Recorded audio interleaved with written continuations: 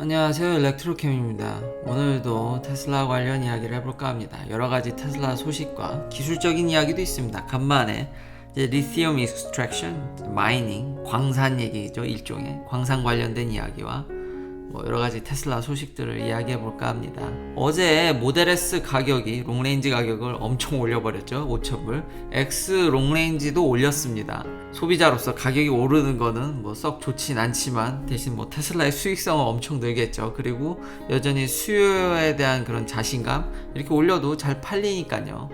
그런 얘기는 제가 너무 지겹게 해서 유럽에서도 인기가 많고 중국에서도 여전히 인기가 사그러들지 않고 뭐 미국은 당연히 압도적이고 그런 얘기는 너무 많이 하고 다른 분들도 그거에 대해서 더 데이터를 자세히 얘기하니까 특별할 때만 더 이야기를 하도록 하겠습니다. 근데 그래도 신기한 건 플레드도 올리고 롱레인지도 올리고 다 올렸지만 모델 X 플레드는 올리지 않았다라는 겁니다. 그나마 아직 이제 가격이 픽스돼 있다는 점, 미국 기준입니다. 물론 딜리버리도 바뀌진 않았죠. 이건 내년에나 나오는 차인데 그래도 그나마 모델 X 플레드는 가격을 올리지 않았더라.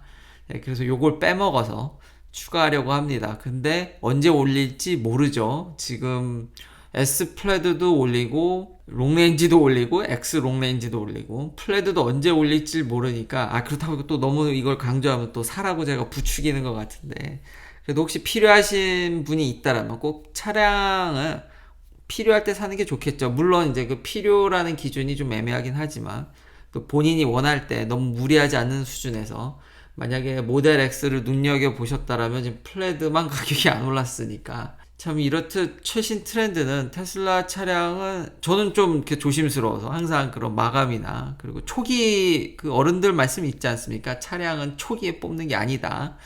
기다렸더니 오히려 좀 기다렸더니 돌아오는 건 가격 인상뿐이더라. 그래서 이게 기억이 나서 이 플레드만 가격이 아직 안 올랐다라는 점을 알려드리고 싶었습니다.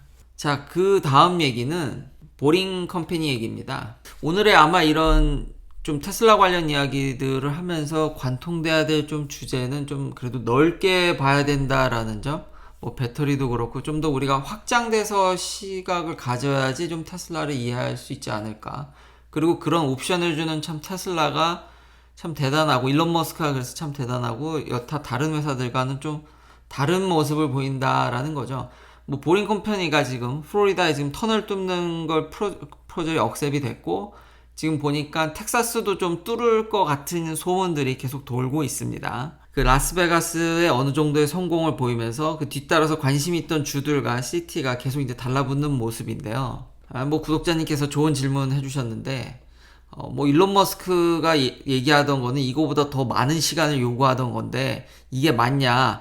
이 프로프락은 이렇게 뚫는데 걸리는 시간이지 이게 터널이 완공돼서 여기다 뭘 왔다리 갔다리 한다라는 게 아닙니다. 당연히 안전 규정도 받아야 되고 그리고 테스트도 해봐야 되고 그 용도에 따라서 법적인 문제 인증받아야 될 절차들 그런 것들이 있겠죠. 이제 그런 것들을 합하면 당연히 더 늘어날 것이고요.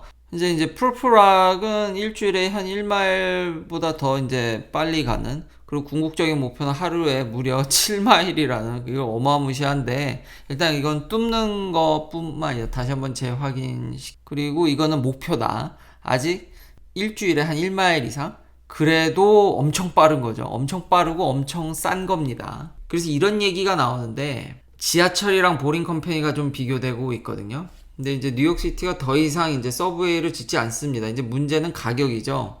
그래서 많은 지금 미국의 이런 도시나 이런 데를 보면은 지하 공사를 잘 하지 않습니다. 비용이 어마무시하게 들고 시간도 말도 못하게 드니까요. 뭐 한국도 지하철 뚫는데 얼마나 많은 몇 년이 걸리는지 보면 아실 겁니다.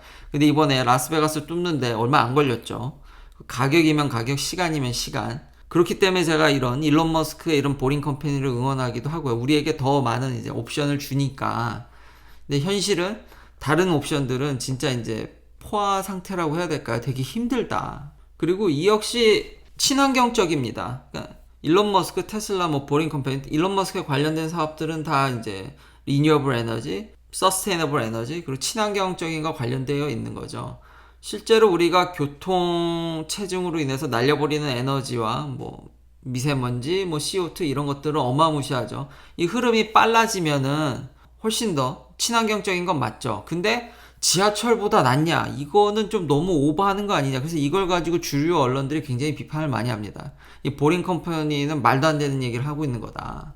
그리고 지금 라스베가스에서 뭐 35마일로밖에 못 움직이지 않냐. 근데 실제로는 지금 속도가 많이 올라갔습니다. 그건 초기 버전이고 올라갔지만, 근데 아직 이제 100마일은 도달하고 있지 못하죠. 물론 테스트는 100마일로 하고 있습니다. 테스트 버전 100마일인데, 근데 좀 더 크게 보면은 지하철도 그렇게 친환경적인가?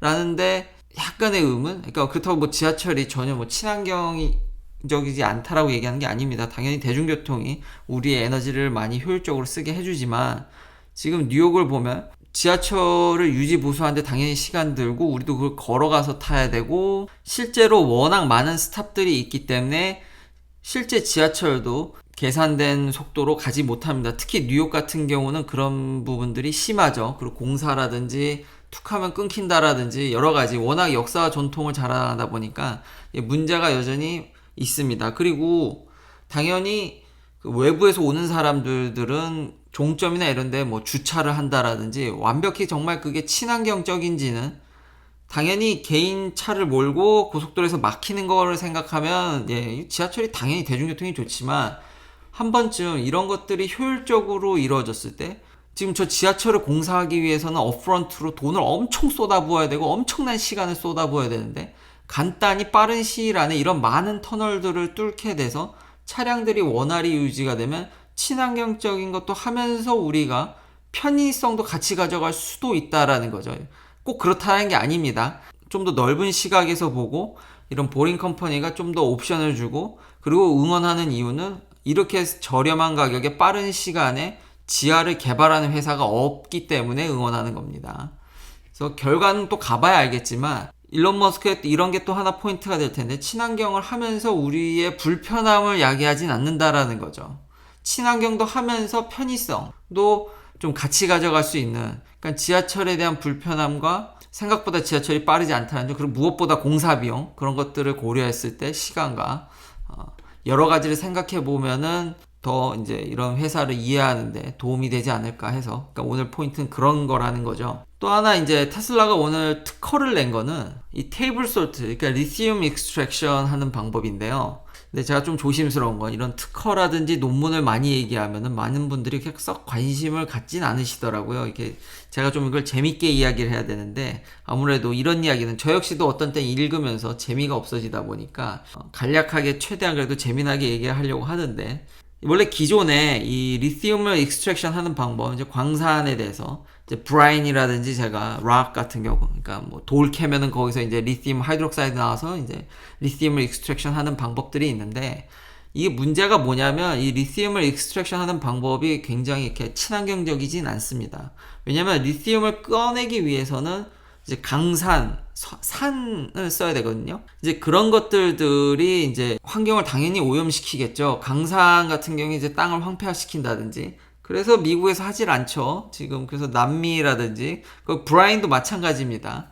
뭐 좀 더 친환경적인 방법들이 있지만, 사실 이 클레이라든지 여러 가지들을 봤을 때 그런 내부 그런 화학 구조들을 이제 스트럭처를 보면은 사실 다 뽑아내는 게 아니라 이제 인터레이어 있는 거를 뽑아내면은 이제 이런 강산을 안 써도 되는데, 거기 있는 걸 싹 다 뽑아내려면 이렇게 강산을 써야 된다라든지, 결국은 그거를 이제 정화하려면은 그렇게 커스트 이펙트 하진 않지만 여전히 이게 좀 싼 편입니다. 싼 편인데, 이제 테슬라가 좀 더 친환경적인 방법을 이제 특허를 냈습니다. 조금씩 제가 부분적으로 이걸 설명해 드렸는데, 근데 이것도 화학적인 방법을, 그런 과정이 지루하시겠지만, 근데 결론적으로는 절대 간단하지가 않습니다. 예를 들면 이제 원심 분리기 이제 해서 이제 침전시켜가지고 익스트랙션 해가지고, 여기서도 이제 아주 말 표현은 테이블 솔트랑 물이랑 물 조금이랑 테이블 솔트 NaCl이죠. 이거 조금만 부으면은 리튬 뽑아낼 수 있다. 그렇게 간단히 했는데, 지난 그런 자율주행에 있어서도 그렇고 그 이면에 돌아가는 화학 과정은 절대 간단하지 않습니다.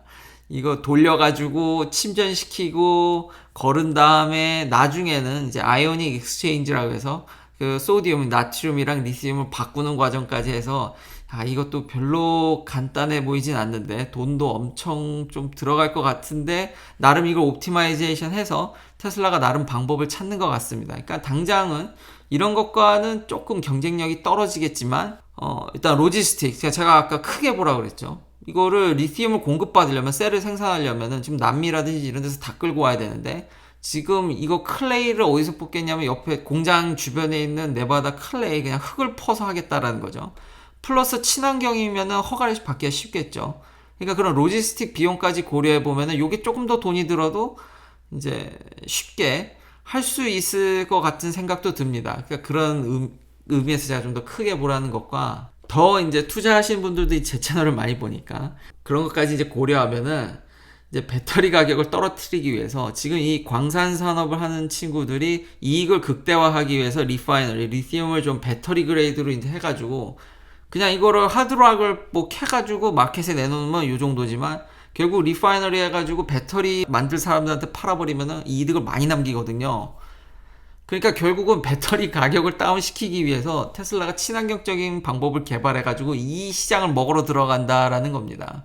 그러니까 어떻게든 배터리 가격을 떨어뜨리기 위해서, 물론 그리고 지금 리튬은 전에도 얘기했지만 매장량은 엄청 많지만 지금 버틀렉이 있죠. 그 정제하는데 버틀렉이 있으니까 그것도 해결하면서 여기는 이득까지도 자기가 먹겠다라는, 참 전혀 지금 하는 행보를 보면은 상생과는 참 거리가 먼 회사입니다. 이런 것까지 하면 그 참 좀 작은 영세 그런 마이닝 업체들도 이 테슬라가 들어옴으로써, 물론 이 과정이 당연히 이런 강산을 때려 부어가지고 아이온들을 빼가지고 이제 정제하는 거에 비해서는 조금 가격도 있어 보이고 시간도 좀 들 것 같고, 이것도 제가 아직 요런 익스트랙션 안 된 전문가가 아니라서 이게 그렇게 쉽진 않을 것 같긴 한데, 그래도 로지스틱적인 측면이라든지 앞으로 우리가 가야 될 친환경적인 측면, 그리고 여기 리파이너를 하면서 사업에서 얻는 이득, 하여튼 테슬라가 참 무시무시하다, 뭐 요 정도로 정리할 수 있겠네요. 그래서 최근 페이턴트 내면서 배터리 싸게 생산하기 위한 그 일련의 과정들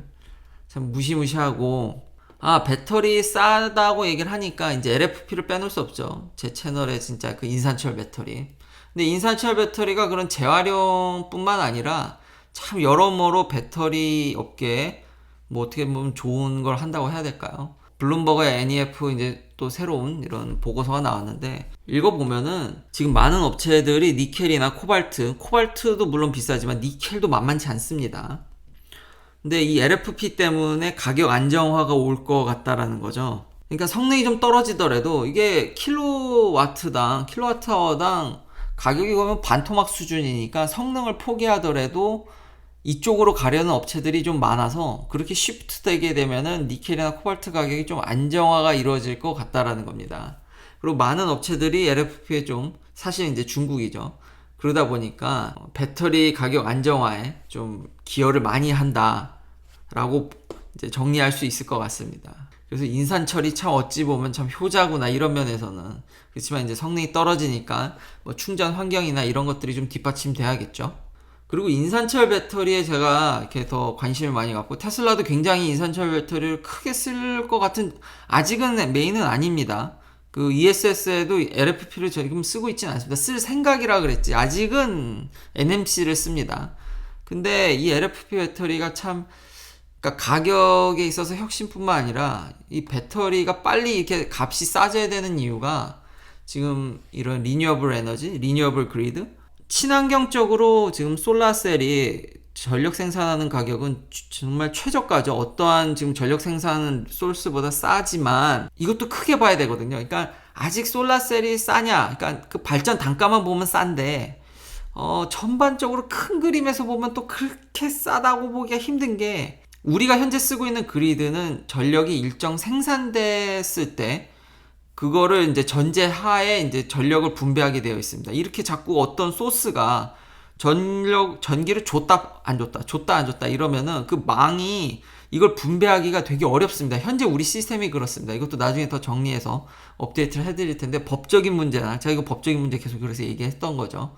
여러 가지 소스를 일정하게 줘야지, 이거를 줬다 안 줬다 이러면은 이걸 관리하기가, 가장 기본적으로 이런 미스매치, 우리가 전기에 대한 수요가 일정하지 않기 때문에 아니 수요도 일정하지 않는데 공급도 일정하지 않으면 이걸 매칭시키는 게, 그래서 뭐 테슬라가 오토 비딩이니 이런 것도 있는데, 그러니까 이런 것들이 다 짬뽕되면 벌써 듣기만 해도 머리가 아프시고 복잡하시죠.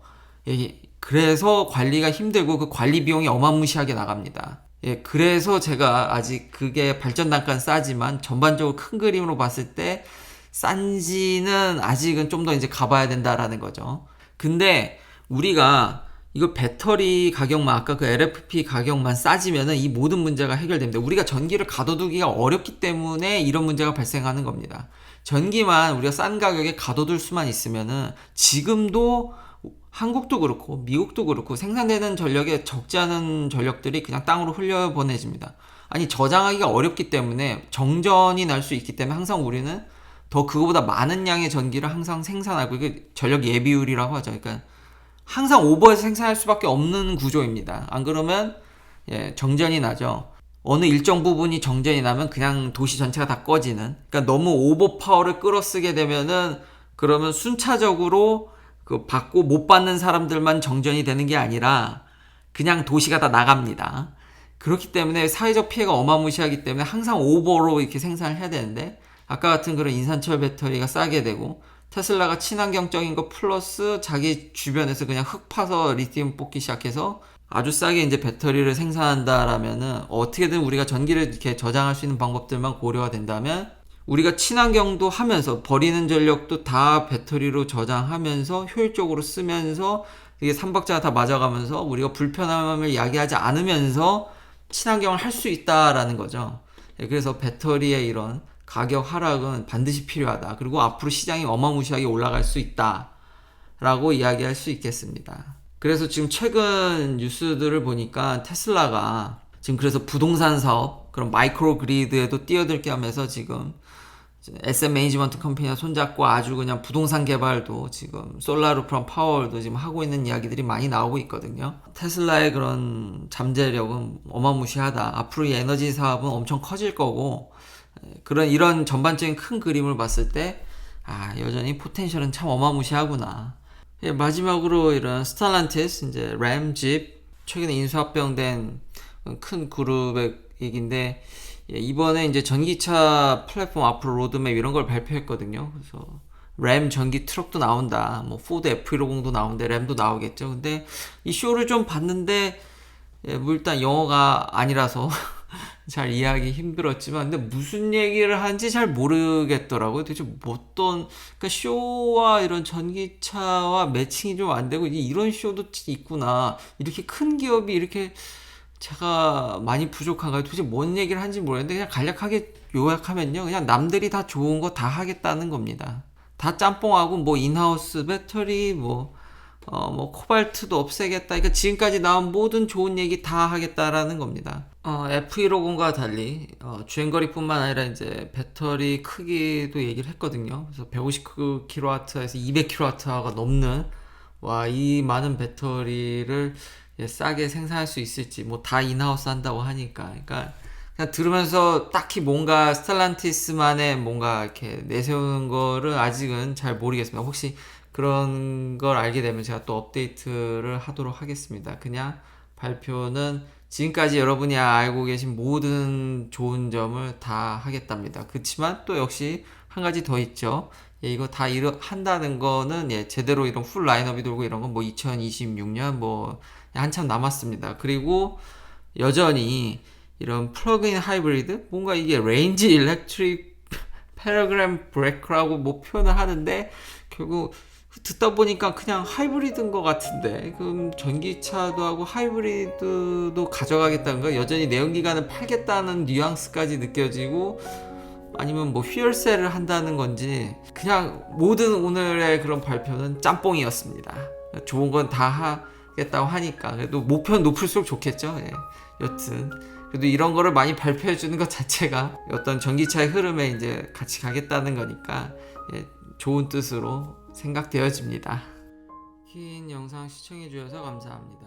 내일도 테슬라 관련 이야기들로 찾아뵙겠습니다.